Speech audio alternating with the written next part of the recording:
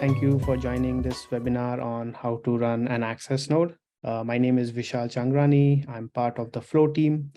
With me on the panel, I have Kshitij, Josh, and Ria from the Flow team as well. And we have Min Choi from our amazing partners, Coinbase.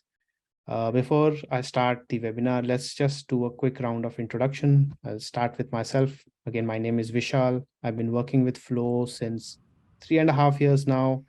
And I'm so happy to see that Flow has come so far. Initially, when I joined, I worked more on the engineering side of things, and then I've kind of gradually moved over to the product side of things. Maybe Kshitij, you can introduce yourself. Yes, thanks, Vishal. Hi everyone. My name is Kshitij. The K is silent. It's a difficult name to pronounce, but you can call me Kshitij. I joined Flow team in October, so about 3.5 months ago, new compared to Vishal. But I work with him primarily to drive the token economics and governance challenges in the Flow team. And I've been working on the protocol side to drive a few things for permissionless VMs as well. And welcome to the webinar. Passing it on to Josh. Yep. Hi, my name is Josh. I've been with Flow for a few years, and I primarily work on smart contracts with the Flow team. I wrote most of these smart contract changes for this permissionless access node upgrade. So good to be here. Andrea. Cool. Hey everyone, my name is Andrea. You might have seen me on Discord. I'm a dev advocate on the Flow team, helping builders build on Flow. For those of you who are here live, make sure to check out our Flow hackathon that's happening on hackathon.flow.com. And I'll hand it over to Min. Hi everyone, my name is Min. Thank you to the Flow team for having me here. I manage the organization within Coinbase for all node and protocol operations. Okay, awesome. So we are again super excited to announce the launch of Permissionless Access Node. And what basically Permissionless Access Node does is it allows anyone to run or spin up an access node, a Flow access node. Now, as you might know, that Flow is a little different, where instead of having just one type of node, we have divided the node types into 4 different node types, 4 primary node types, or 5 primary node types, sorry. And of that, access node is one which kind of acts like a gateway node where anyone can submit a transaction to the chain and read the chain state. It exposes an API to kind of interact with the chain. So that's the access node primarily. Now Flow is a proof of stake system, so all nodes have to stake before they participate in the network. So access node is no different; it also has to stake. However, there has been this extra step that once you stake the node also has to be added to this approved list by a governance process. So once you have staked the node ID has to then. We have to do this additional step of adding the node ID to the approved list of node through a transaction run by the service account. Now, obviously, we don't want that extra step. In our actual final vision of Flow, there should be no such extra step, and people should be able to spin up and stake nodes as and when they want. So we are getting there. This feature launch of permissionless access node is the first big step towards that goal of making all nodes completely permissionless. But we are kind of taking smaller steps, and then hence we started to do this first with the permissionless access node, and then gradually over time we'll do it with all nodes. So that's basically the permissionless access node. And one important thing I like to mention is that this is the first time ever we are doing this release. So what we have done is we have kind of capped the number of slots that of the access node that can be added this time. We have capped it to 5. So if there are more than 5 applicants for the access node, there'll be a random selection process that will happen when the epoch transition, and 5 among those applicants will be chosen randomly. So just to let you know about that. So that's the story of the permissionless access node. Next, I actually wanted to quickly just walk you over the documentation that we have put out and show you how to actually stake a permissionless access node and run it. So let me quickly go over this side. So this is on the developers.flow.com, and I will share the link soon. But basically, the documentation is under the access node setup. Here it talks about who should be running a permissionless access node. So basically, if you're a dApp developer and needs like an access to a private access node server with just single tenancy with only you as the user, then running a permissionless access node is a good use case for you. Or if you're a node operator and want to like provide some additional value-added services on top of the access node, then you can consider running an access node. Or if you're like a chain analytics, audit, or exploration application, who don't want to like rely on this community access node, then again, you can also run a permissionless access node. One important thing to note here is the timing. Now, Flow has this concept of epochs which is roughly a week's length, and an epoch is a time where the node list within the network stays constant. So at the time when the epoch transition is when the network allows more nodes to come in and nodes to leave, and then once the epoch has transitioned for that 1 week, the list remains the same. So we go from epoch to epoch, and the epoch itself has phases. It has 3 phases. The first is called staking auction. That's when nodes can actually register to run. And once the staking option is over, after the 2 remaining phases set up and committed, after the epoch transition happens, nodes are selected from the list who actually stake during the staking auction phase. So like I mentioned, there is a limitation right now for this release where we can only onboard 5 permissionless access node. And so the idea is that whoever wants to run a node should stake during the current staking auction phase, which started yesterday. It started yesterday and it will run till the 15th, 8 a.m. UTC. So all the nodes that want to run all the operators that want to run a permissionless access node should stake by then. After this time is when the random selection will happen. And on 15th at 8 p.m. UTC is when the next epoch starts, and 5 of those nodes will be selected. So just bear in mind this table as your guide towards when things will happen. Now coming to how to run the permissionless access node itself. At a high level, there are these 4 things that needs to be done. One is like you generate your identity, which is your node IDs, your private public keys for networking and staking, the network address itself where the node will be running. You then stake the node with 100 Flow tokens. Now you can stake it directly on Flowport, or you can stake it by submitting a staking transaction, which basically is what Flowport also does under the covers. Once you stake the node, this epochs, then the staking will happen, this staking auction, which is like starting yesterday till the next week. Once you have done the staking and the epoch transition starts, that's when the selection will happen. And once the epoch has transitioned, it would have selected 5 of those stake nodes. So number 3, this step you can do coming Wednesday on the 15th, where you need to verify whether the node ID was selected or not. And if your node ID was selected, then you can basically start the node itself.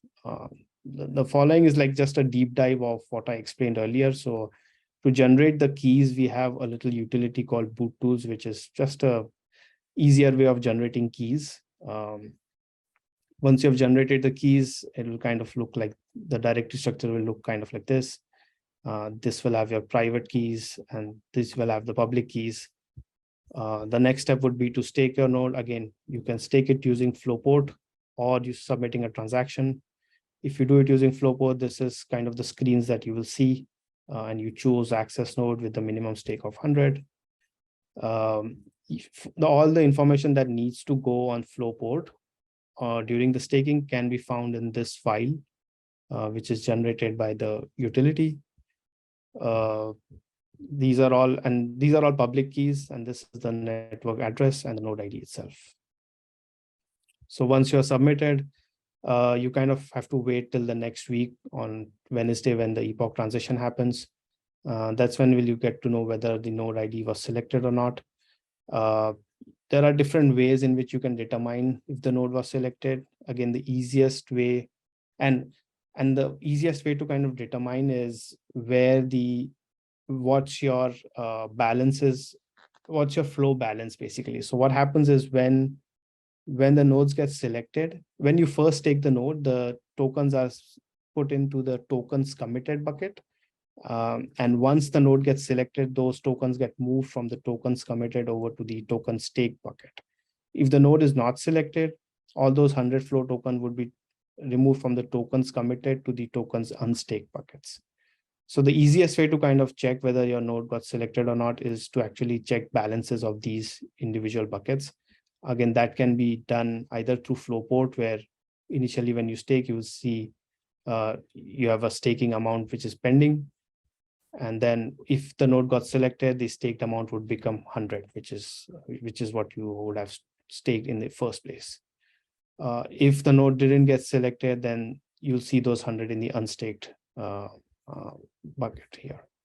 You can also do the exact same thing using the Flow CLI, where instead of checking it on the Flowport, if you just run Flow CLI with your account ID that you used to stake, you will see the balances of these buckets. So initially you will see it under staked. Initially you will see it under committed, and then if it was selected, you will see it under staked. And then if the node is selected, then you can directly start your node. You can start your node by just running the Docker image that we have published, but you don't have to use our Docker image. You could either like build the whole application, build the whole node software from source. It's all open source, the repo, or you could build your own Docker images. It's up to you. And then once the node has started, you can actually start querying it for the blocks and everything. And you can also set up monitoring and metrics. At the end, there are some frequently asked questions, but if there are any more questions, yeah, feel free to let us know on Discord. That's all I had. I will open up to question and answers now. So feel free to ask us any questions you have. I've got a quick question that some people might be curious about. What is the plan for, so like what you said, right now we have like 5 like new slots for access nodes. What is the plan for adding like more open slots in future epochs? Yeah, so it's under the works right now. We are kind of working on it right now. We would soon be adding more slots, again, beginning with more slots for the access node and then eventually more slots for the other nodes. But yeah, it's still under the works. And if anyone else would like to contribute to this process of making all the nodes permissionless, then we'd definitely welcome more community contributions. But it's coming. That's all I can say. And just to recap, if the people here on the webinar want to get started, what's the best place to visit? Yes. Okay, cool. Thank you. Thanks. I'll share this link. And I also wanted to clarify one thing real quick. So unlike the other stake nodes, like verification, collection, consensus, execution, access node will not receive any rewards.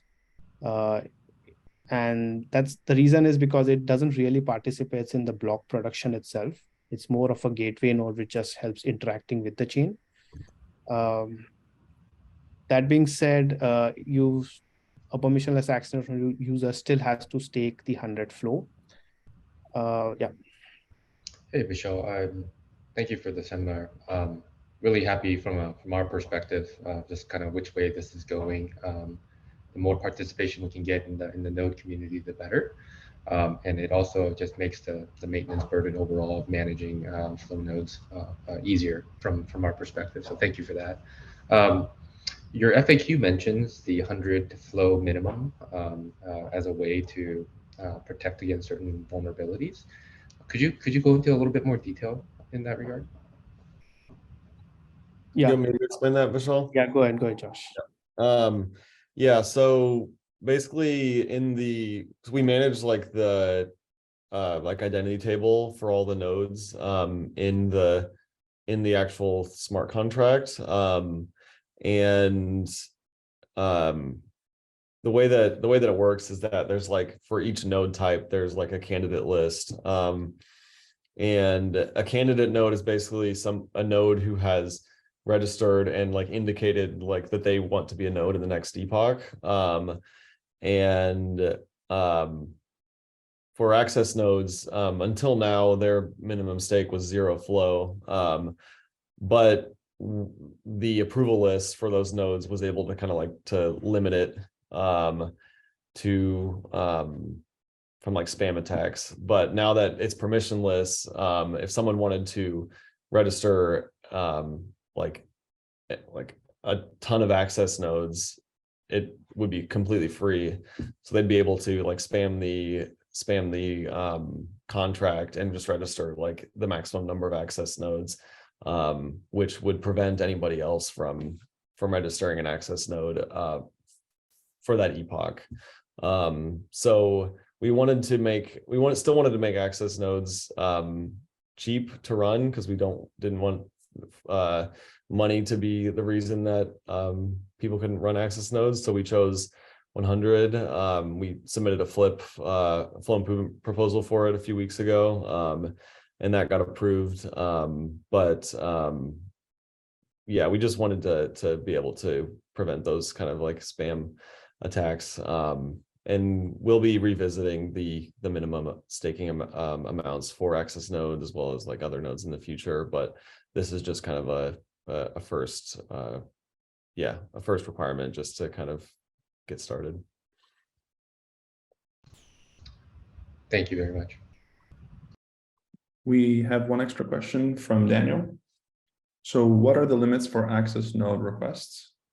We're currently getting transaction results from a block ID and get key not found errors for recently sealed blocks. So if you're going back more than like 100 blocks, then you probably will run into that error, because roughly around 100 blocks is what you can query in the past. That's how much the execution nodes keep in their memory. There is the archive node that you would probably need to use if you want to go like beyond 100 blocks in the past. Okay. Thank you everyone for joining. Thanks a lot. And thank you everyone on the panel for joining as well. Look forward to have people running more permissionless access nodes.